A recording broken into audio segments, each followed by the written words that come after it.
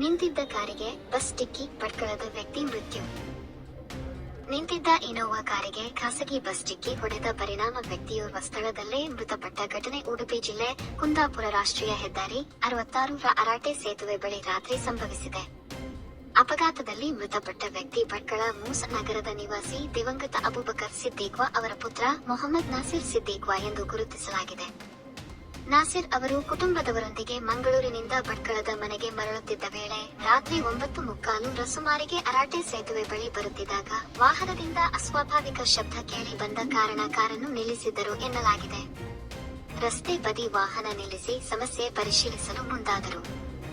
ಮತ್ತೆ ಅವರು ಕಾರನ್ನು ಹತ್ತಲು ಮುಂದಾದಾಗ ಅದೇ ಮಾರ್ಗದಲ್ಲಿ ಕುಂದಾಪುರದಿಂದ ಗಂಗೊಳ್ಳಿಗೆ ತೆರಳುತ್ತಿದ್ದ ಖಾಸಗಿ ಬಸ್ ಕಾರಿನ ಡೋರಿಗೆ ಡಿಕ್ಕಿ ಹೊಡೆದಿದ್ದು ನಾಸಿರ್ ಗಂಭೀರ ಗಾಯಗೊಂಡಿದ್ದರು. ತಕ್ಷಣ ನಾಸಿರ್ ಅವರನ್ನು ಇಬ್ರಾಹಿಂ ಗಂಗೊಳ್ಳಿ ಅವರು ಆಂಬ್ಯುಲೆನ್ಸ್ನಲ್ಲಿ ಕುಂದಾಪುರದ ಖಾಸಗಿ ಆಸ್ಪತ್ರೆಗೆ ಸಾಗಿಸಿದ್ರು. ಆಸ್ಪತ್ರೆ ತಲುಪುವಷ್ಟರಲ್ಲಿ ಮೃತಪಟ್ಟಿದ್ದರು. ನಾಸಿರ್ ಅವರ ಮೃತದೇಹವನ್ನು ಮರಣೋತ್ತರ ಪರೀಕ್ಷೆಗಾಗಿ ಕುಂದಾಪುರ ಸರ್ಕಾರಿ ಆಸ್ಪತ್ರೆಗೆ ರವಾನಿಸಲಾಗಿದೆ. ಗಂಗೊಳ್ಳಿ ಪೊಲೀಸ್ ಠಾಣೆಯಲ್ಲಿ ಪ್ರಕರಣ ದಾಖಲಾಗಿದ್ದು ತನಿಖೆ ನಡೆಸುತ್ತಿದ್ದಾರೆ.